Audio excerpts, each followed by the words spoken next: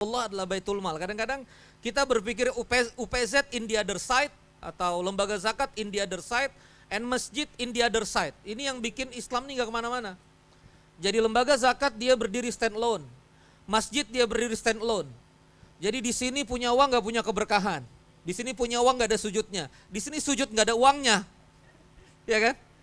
Nanti ormas sendiri lagi, di sini ada manusianya, gak ada gedungnya, gak ada sujudnya, gak ada uangnya. Jadi ormas ekosistem, manusia, people development, kaderisasi, dia harus motherboardnya itu di masjid. Manusia dikader di masjid, manusia berkumpul di masjid, manusia dididik di masjid, manusia diberdayakan di masjid, manusia dijejaringkan di masjid, penghimpunan ekosistem sosial di masjid. Makanya mumpung ada para pejabat BSI Maslahat, saya tuh mendorong sebetulnya bagaimana BSI Maslahat bisa mempermudah regulasi, mendorong agar BSI Maslahat itu ada setidaknya di 100.000 titik masjid di Indonesia.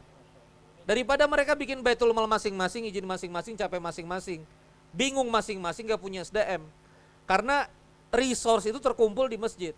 Tinggal dibangun gameplay cara main yang adil dan bijaksana kan. Biar kemudian kolaborasinya jalan gitu. Gitu sih. Masya Allah, berarti memang masjid ini kalau bisa bukan sesuatu hal yang terpisah ya Ustadz ya. Jadi Ya. di situ semua Ya. pemberdayaan, baitul malnya, Ya. dan untuk tempat sholat mungkin secara basic iya, tapi lebih luas dari itu banyak hal yang bisa dikembangkan lagi. Masya Allah, boleh tepuk tangan untuk Ustadz Randy, Bapak Ibu.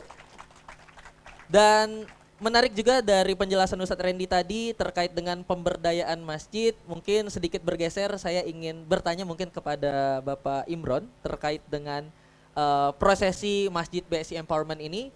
Sebenarnya untuk Bapak Imron sendiri mungkin kalau dilihat dari proses pemberdayaannya itu sendiri, apa sih Pak yang akhirnya sudah coba dioptimalkan oleh Masjid Al-Ittihad mungkin untuk akhirnya juga mendorong program ini jadi makin besar lagi secara kapasitas masjid. Silakan mungkin Bapak. Oke, bismillahirrahmanirrahim. Assalamualaikum warahmatullahi wabarakatuh. Waalaikumsalam warahmatullahi wabarakatuh. Alhamdulillah, saya juga surprise nih, saya disuruh maju hari ini atau kali ini. Soalnya di agenda itu sebenarnya nggak ada. Makanya saya kaget loh kok saya maju gitu ya, seperti itu.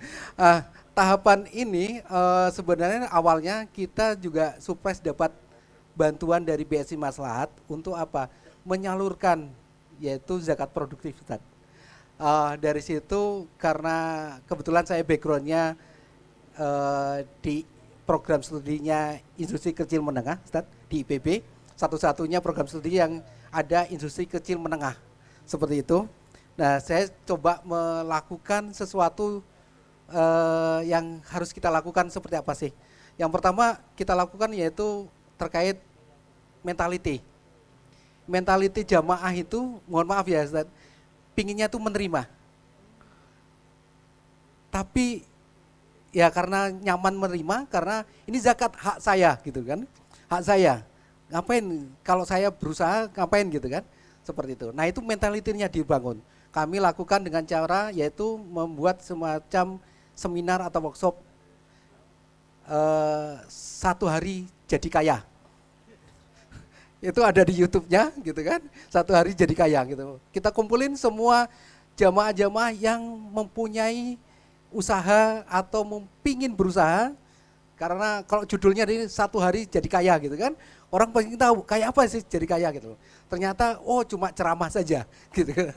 Isinya ceramah saja gitu kan, seperti itu. Jadi kita merubah mentality yang tadinya pingin hanya menerima, bagaimana supaya memberi, yaitu momennya yaitu yang tadi udah disebutkan tadi sama salah satu direksi, yaitu semangatnya adalah untuk merubah mustahik menjadi muzaki, gitu ya, mustahik menjadi muzaki. Jadi mentalitinya yang dirubah.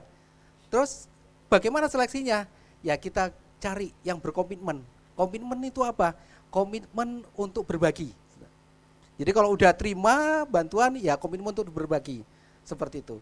Dan yang ketiga, mau untuk apa? Berkembang. Makanya kita lakukan pelatihan. Jadi alhamdulillah kami bekerja sama dengan BLK Bekasi ya Pak, Balai Besar Produktivitas Bekasi. Jadi pelatihannya ada di Bekasi, free. gratis dapat uang saku, Pak. Makanya tadinya momen hari ini bisa berketemu dengan Pak Andri, salah satu direktur, karena tadi malam beliau ngomong, Pak Imron, mohon maaf saya nggak bisa hadir karena pesawat saya baru nanti subuh pagi dari Sorong. Karena kebetulan beliau ada di Sorong, jadi nggak bisa untuk menghadiri sini. Jadi mohon maaf, salam. Kalau ada waktu kapan bisa ketemu dengan direksi BSI Maslahat, karena program-programnya berkesinambungan, yaitu BLK memberikan pelatihan, terus kalau BSI Maslahat memberikan modal, itu sangat disenangin, ya. Jadi simbolisasi, jadi pelatihannya ada di BLK, penempatannya ada di BSI Maslahat, seperti itu, Bu. Nah, satu lagi Bu Tuti, mohon maaf hari ini langsung dipanggil sama profesornya untuk maju sidang S3-nya beliau. Jadi mendadak nggak bisa juga, seperti itu.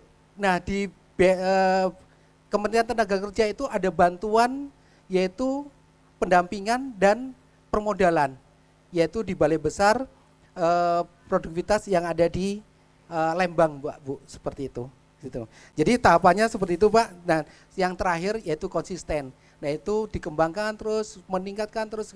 Alhamdulillah sampai sekarang yang berkembang yang tadinya UMKM ada 10, sekarang udah 17, Pak. Seperti itu. Yang alhamdulillah sudah memberikan kontribusi. Sudah tidak jadi mustahik, tapi memberikan kontribusi, menjadi muzaki. Tiap bulannya, Bu, tiap bulan memberikan sedekahnya kepada masjid, tapi belum bisa memberikan sedekahnya ke BSI Maslahat, ya Pak. Mohon izin ke masjid dulu, gitu. Jadi ke masjid dulu, karena apa? Yang penyalurannya dari masjid, Pak, seperti itu. Tapi lambangnya BSI masih ada, Pak. Mas, seperti itu. Dan kami mendorong UMKM dan binaan kita membuka rekening di BSI Maslahat, Pak. Cuma masalahnya sampai sekarang BSI belum buka ATM di kami, Pak. Jadi ngambilnya ATM-nya mesti ke pasar atau ke Jambore depan, Pak. Jadi kalau mau pakai QRIS ngambil ATM-nya masih agak jauh. Kami sudah menyediakan tempatnya, lokasinya, tinggal BSI Maslahat naruh ATM-nya di situ, Pak. Gitu, Pak. Jadi di Bukit seperti itu. Itu saja mungkin dari kami. Mohon maaf. Akhir kalam. Assalamualaikum warahmatullahi wabarakatuh. Waalaikumsalam warahmatullahi wabarakatuh. Boleh tepuk tangan sekali lagi untuk Bapak Imron. Masya Allah, ini tadi nyambung juga dari penjelasan Ustadz Randy ya. Jadi benar-benar masjid ini, terutama Masjid Al-Ittihad, pengennya ya orang-orang ini akhirnya bukan lagi berusaha untuk hanya menerima, tapi juga akhirnya kalau bisa naik level jadi pemberi manfaat. Masya Allah. Tapi kalau ngomong-ngomong manfaat nih, mungkin Zani juga pengen nanya nih kepada Pak Bagus. Sebenarnya Pak Bagus, ini kan program yang Masya Allah bagus banget ya dari Masjid BSI Empowerment, tentunya di launching kita hari ini. Sebenarnya secara manfaat sendiri apa sih output yang akhirnya ingin diharapkan dari program ini, Pak? Baik, terima kasih. Bismillahirrahmanirrahim. Assalamualaikum warahmatullahi wabarakatuh. Waalaikumsalam warahmatullahi wabarakatuh. Mungkin sebelum masuk ke pemberdayaan masjid, pada awalnya kami punya programnya itu adalah pemberdayaan untuk petani desa, biasa disebut dengan nama desa BSI. Kemudian ada juga pemberdayaan untuk pondok pesantren. Jadi kita bentuk komunitas, kita bantu. Tapi belakangan memang kita kena imbas nih dari pengaruh Ustadz Randy juga ini. Pemberdayaan masjid, iya juga, kenapa masjid kelewatan gitu. Akhirnya belakangan kita masuk juga program pemberdayaan masjid. Jadi saya berguru juga nih, Ustadz Kang Sop tadi itu muridnya Ustadz Randy, saya juga belajar nih dari Ustadz Randy gitu. Jadi kita nggak mau masjid itu hanya berupa bangunan beton yang dingin gitu ya, indah, megah gitu, tapi nggak ada ruhnya gitu. Nah jadi saya juga belajar dari Ustadz Randy, itu sebenarnya yang memakmurkan masjid itu siapa gitu. Mudah aja mencarinya tuh, selain ada jamaah tetap kan di sekitar itu biasanya ada orang-orang yang punya masalah gitu. Nah kita harus identifikasi mereka masalahnya apa, terus yang bisa kita bantu untuk mereka apa, lalu kita bekerja sama dengan masjid gitu. Jadi jadi awalnya seperti itu. Dan pada awalnya kita juga ada survei dulu ya, agak berbeda kalau memilih masjid. Kalau waktu penerima manfaat di desa atau di pesantren itu kita survei adalah orang yang secara ekonomi rendah, secara pendidikan rendah, secara variabel-variabel yang kita ini rendah. Tapi sebaliknya kalau masjid kita pilihnya malah yang variabel-variabelnya bagus gitu. Karena kalau misalkan pengurus masjidnya tata kelolanya belum bagus, kemudian manajemen tata kelola manajemen sama ya, pemahaman keuangan juga kurang bagus, lalu melibatkan masyarakat sekitar atau kerjasama dengan kelembagaan di luar masjid kurang bagus, itu program kita berat. Akhirnya pada saat itu ini Al-Ittihad masuk dalam kriteria itu, akhirnya kita bekerja sama. Jadi intinya dari program itu kita berharap masjid punya alat bagaimana untuk memakmurkan masjid, yaitu dengan mengisi kebutuhan-kebutuhan dari masyarakat sekitar yang perlu dibantu. Nah harapannya dengan ada program, ada kegiatan, itu masyarakat jadi ada keterikatan hati, wah saya dibantu sama Masjid Al-Ittihad. Saya sering pertemuannya di masjid, kemudian pengajian ada seperti tadi di contohnya, itu kayaknya kena banget itu, memang itu tujuan program kita. Sehingga masjid ini nantinya menjadi masjid yang makmur gitu.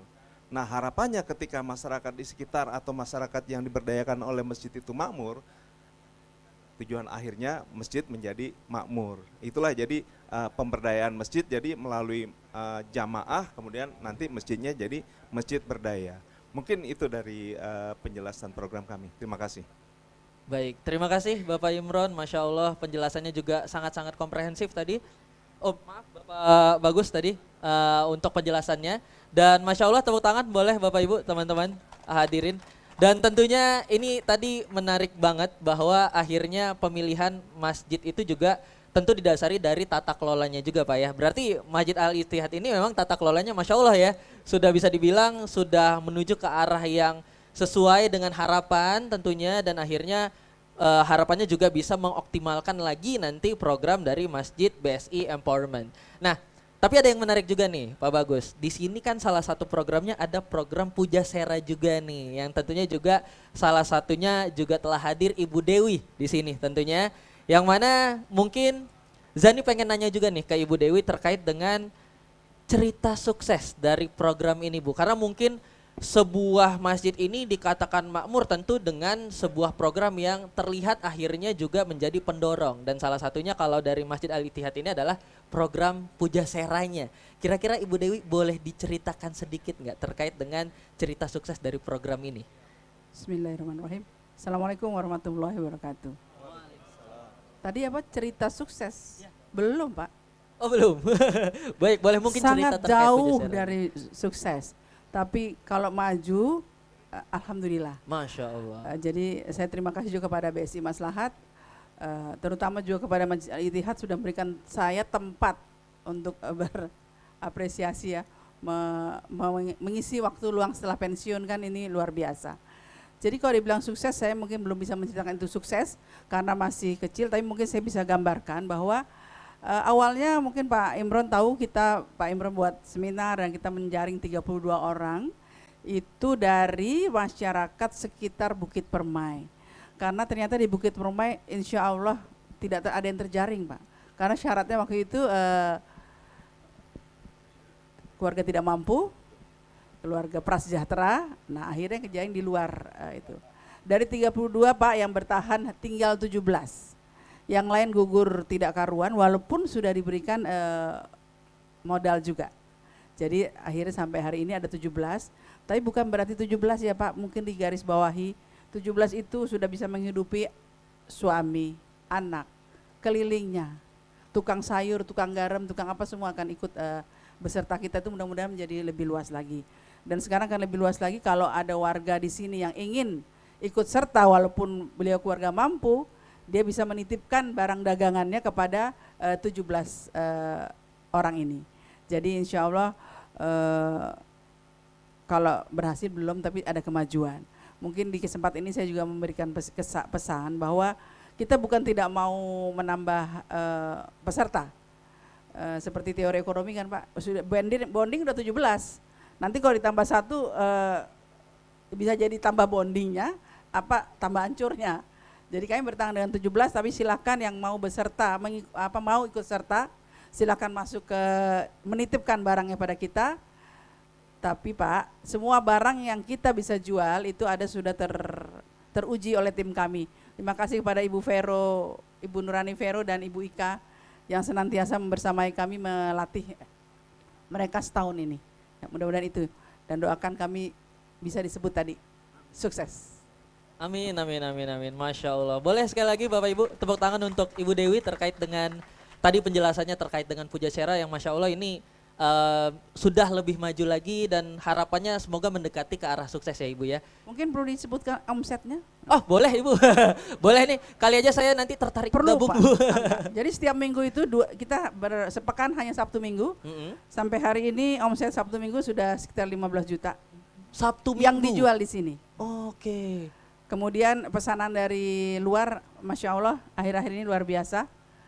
Sudah banyak kita merambah dari teman-teman juga. Dari luar tapi itu Pak yang sudah teruji. Kalau yang belum kita tidak akan pasarkan. Masya Allah. Boleh tepuk tangan sekali lagi Bapak Ibu.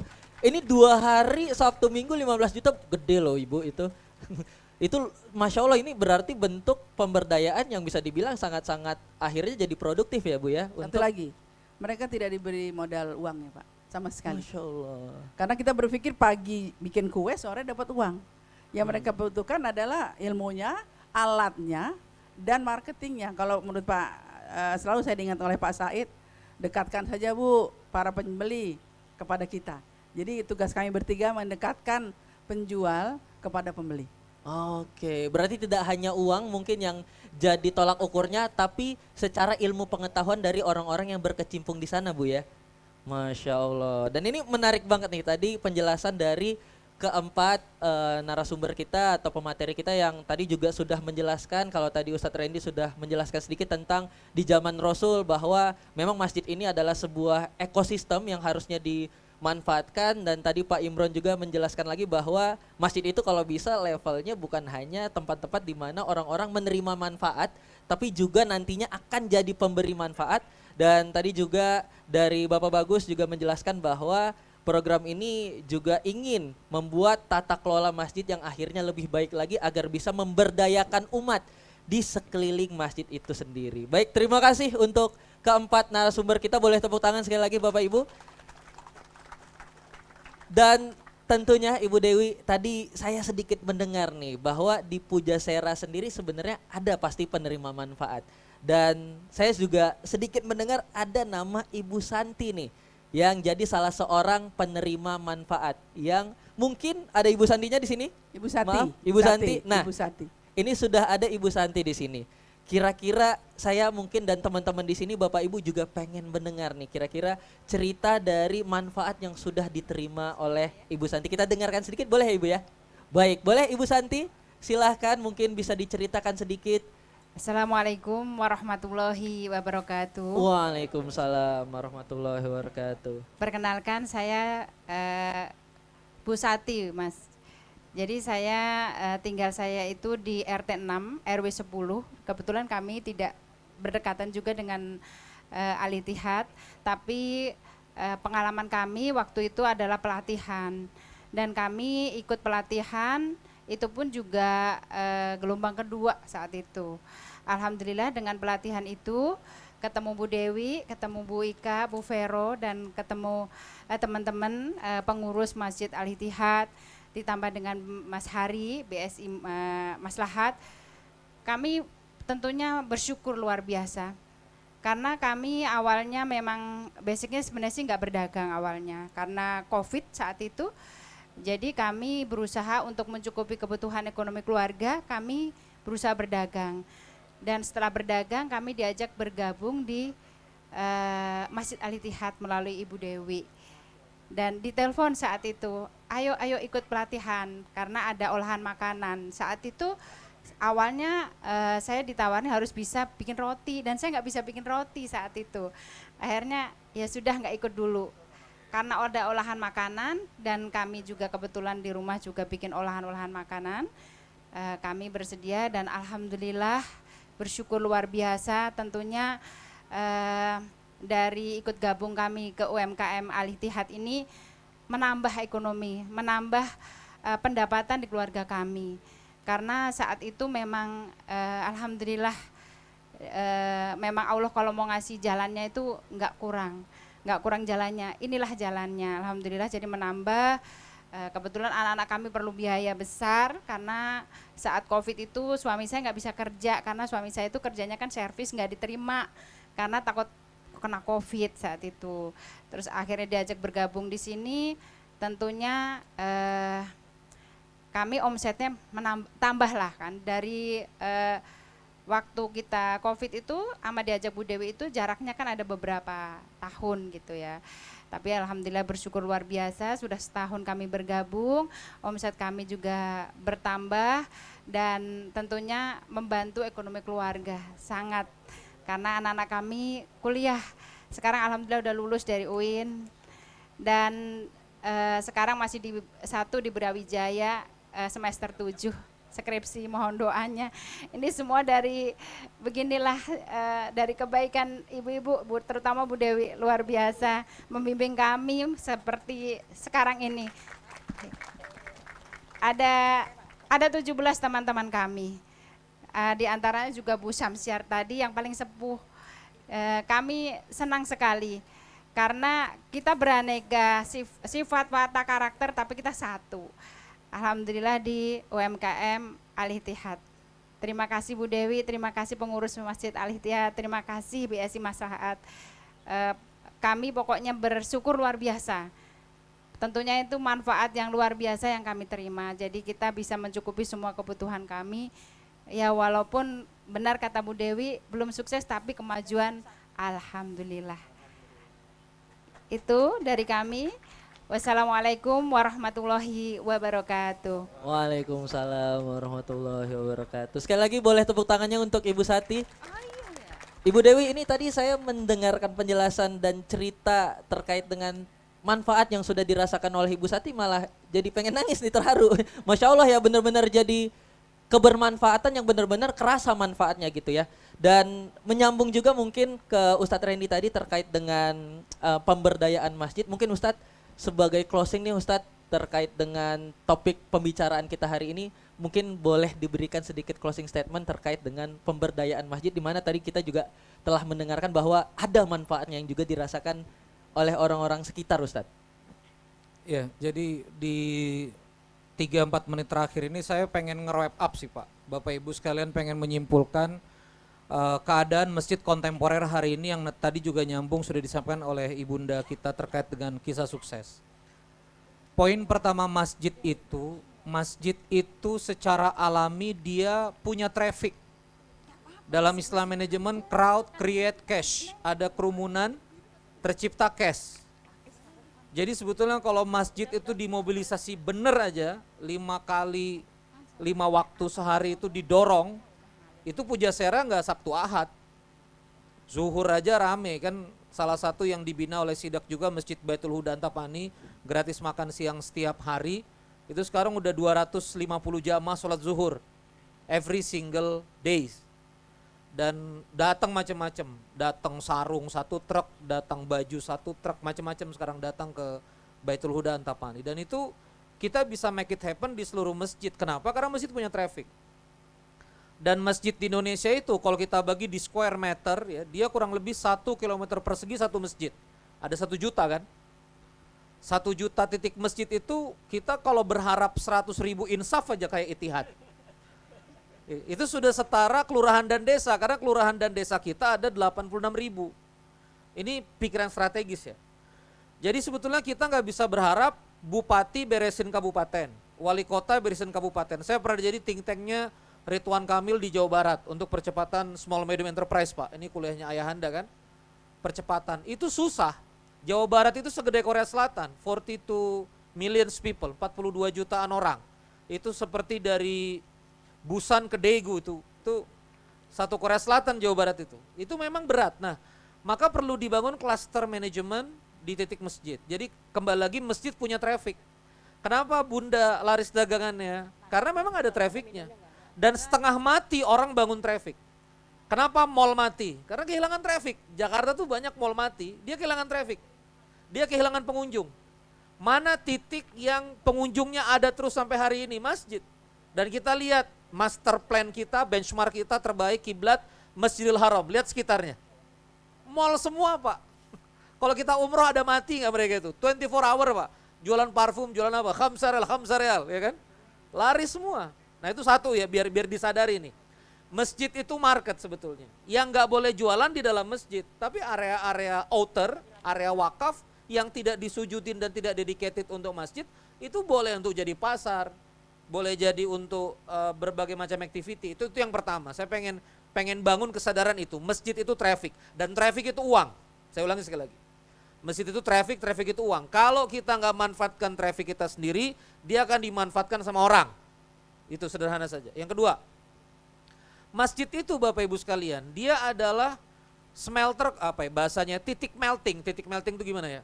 Kayak lembah gitu, semua air ke situ. Jadi melting point dari semua kompetensi. Kalau kita mau fair Pak, di masjid itu sebetulnya semuanya ada, cuma nggak diajak ngobrol aja. Ini ahli SMI ada nih, Ayahanda. Ini kayak karena Ayahanda terbuka ngobrol, akhirnya kita bisa manfaatkan kompetensi Ayahanda untuk lifting up teman-teman small medium enterprise. Kita menyebutnya usaha industri kecil menengah dan seterusnya. Ada yang ngerti akuntansi, ada yang ngerti scale up, ada yang ngerti bagaimana TBK, IPO dan segala macam, ada yang tahu operation. Dia lama kerja di perusahaan Jepang, dia tahu operation. Itu ada semua di masjid. Tapi sayangnya kita nggak pernah melakukan pendataan yang real tentang itu. Dan sebetulnya saya pengen kita ini mudah-mudahan bapak-bapak di Alitiyat dan BSI juga bisa mendorong ide ini. Ini kan terjadi nih pemberdayaan, tapi baru di titik masjid. Coba perhatikan, berapa banyak teman-teman di Bumi Permai Komplek ini yang punya ruko kosong? Kenapa nggak wakaf manfaat berjangka pada Masjid Ittihad? Ayahanda, Pak Imron ya? Pak Imron, saya nitip ruko saya. Nanti Pak Imron cari nih, siapa tenan yang bisa kerjasama. Kebetulan saya konsultannya Almas Fried Chicken Pak, yang lagi nge-hype sekarang. Ini mitra kami 1 bulan udah 40% BP dan segala macam. Satu outlet bisa 40 jutaan sehari, Anda bayangkan ya. Lebar 14 meter depan itu bisa creating 40 juta sales per hari, 1 miliaran per bulan. Kenapa nggak itu dilakukan? Ada lokasi bagus, ada tenan bagus, kenapa nggak syirkah? Dan syirkah itu didorong oleh masjid gitu platformnya. Dan itu boleh tidak di sekitaran Ittihad. Boleh di rokoknya di sana, bahkan Masjid Al-Ittihadnya di sini, lahan wakaf produktifnya di Sukabumi, itu boleh-boleh aja. Tapi kita nggak mau berpikir beyond ini gitu loh. Padahal di sini ekosistem tuh ada banget, itu yang kedua. Dan yang ketiga, ini juga penyakit teman-teman pengusaha muslim. Kenapa saya lihat pengusaha muslim begitu dia maju jatuh, begitu dia maju jatuh. Ini juga mungkin Kang Sob tahu, saya Ramadan kemarin banyak teriak tentang zakat. Zakat itu kan 2,5% dari harta lancar, bukan penghasilan loh. Ini saya koreksi besar ini. Artinya kalau misalnya pengusaha punya penghasilan 100 juta, enak banget dia, zakat cuma 2,5 juta. Padahal harta lancarnya bisa-bisa uang cash, inventory, piutang bisa sampai 10 M. Kalau total uang cashnya, inventorinya, stok dagangannya, sampai piutang itu 10 miliar, 1 miliar itu kan 25 juta, maka zakatnya 250 juta. Kenapa pengusaha muslim ini bayar zakatnya nggak benar? Karena dia lahir tidak dari masjid. Dia lepas gitu dari ekosistem masjid. Jadi pengusaha muslim itu nginduknya harus sama masjid. Saya mendorong Al-Ittihad bikin majelis saudagar Al-Ittihad. Kumpulin Pak pengusaha muslim di sini. Coaching yang benar. Coachingnya, mohon maaf, coachingnya jangan di coach yang di luar-luar itu. Yang ideologinya juga kita nggak tahu. Yang agamanya kita nggak tahu. Fikih muamalah juga dia nggak ngerti. Coaching itu di masjid, konseling itu di masjid. Dan itu ada orang-orang yang lama di McKinsey, Boston Consulting Group, yang dia ngerti fikih muamalah gitu. Saya kan semalaman ini tidur mabit di tempatnya Habib Mahdi, Syababul Khair di Pondok Gunung Sindur, di Pondok Ar-Raudhah. Makanya tadi terima kasih Al-Ittihad, kamar mandinya bagus Pak. Saya mandi di sini Pak, izin. Itu akhirnya ide ini diterima, mau ada majelis saudagar Rasulullah. Kita kemarin ke tempat Muhibbin, Haji Isa punya ratusan hektar ekspor manggis, rumahnya udah kayak istana, dukungan sama dakwah luar biasa, bangun masjid tampil 100 titik. Nggak kenal kita. Saya bilang kenapa Haji Isa nggak connect sama banyak pengusaha, uangnya sebanyak ini kok sembunyi di Kabupaten Bogor, kok sembunyi di Pamijahan, keluar dong.